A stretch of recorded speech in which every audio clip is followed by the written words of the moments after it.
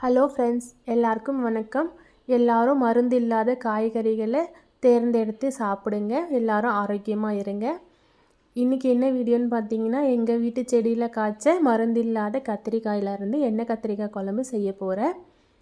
மண் சட்டியில் செய்ய போகிறேன். அதுக்கு வெறும் மண் சட்டியை சூடுபடுத்திக்கிட்டு கொஞ்சமாக ஆயில் சேர்த்து காயை வதக்கி எடுத்துக்கலாம். எண்ணெய்க்குள்ளே கொஞ்சம் நல்லா கலர் வர வரைக்கும் வதக்கி எடுத்து வச்சுக்கலாம். அப்புறம் அதே எண்ணெயில் கடுகு சேர்த்துக்கலாம், கொஞ்சமாக கடலைப்பருப்பு சேர்த்துக்கலாம். அப்புறம் கொஞ்சம் போல் மிளகு, சீரகம், வெந்தயம், கருவேப்பிலை எல்லாத்தையும் ஒன்றா சேர்த்து வதக்கிக்கலாம். கொத்தமல்லி எண்ணெய்க்குள்ளே சேர்த்து வதக்கும்போது நல்ல டேஸ்ட்டு வரும். அப்புறம் வெங்காயம், பூண்டு, தக்காளி 3ஐயும் சேர்த்து அரைச்சி வச்சுருக்கேன். இந்த அரைச்சி வச்ச விழுதையும் எண்ணெயில் சேர்த்து நல்லா வதக்கிக்கலாம். அப்புறம் கொஞ்சமாக மஞ்சள்தூள், காரத்துக்கு ஏற்ற மாதிரி மிளகாய்த்தூள் சேர்த்து வதக்கிக்கலாம்.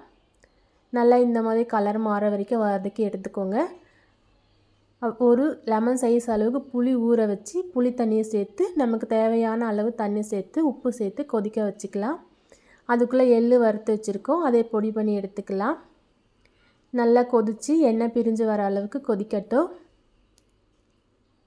நல்லா கொதித்ததுக்கப்புறம் நம்ம ஆல்ரெடி வதக்கி வச்சுருக்கிற கத்திரிக்காயை இது கூட சேர்த்து வதக்கி விட்டுக்கலாம்.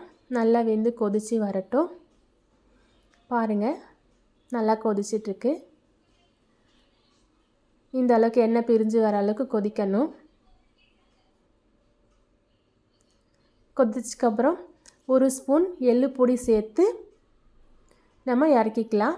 2-3 நிமிஷம் அதுக்கப்புறம் கொதிச்சதுன்னா போதும்.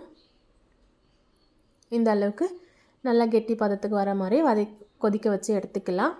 அப்புறமா சாதத்தை கூட வச்சு சேர்த்து சாப்பிடும்போது டேஸ்ட்டு அட்டகாசமாக இருக்கும். வீடியோ பிடிச்சிருந்தா என்னோடய சேனல் சப்ஸ்கிரைப் பண்ணிக்கோங்க. எல்லாருக்கும் ஷேர் பண்ணுங்கள்.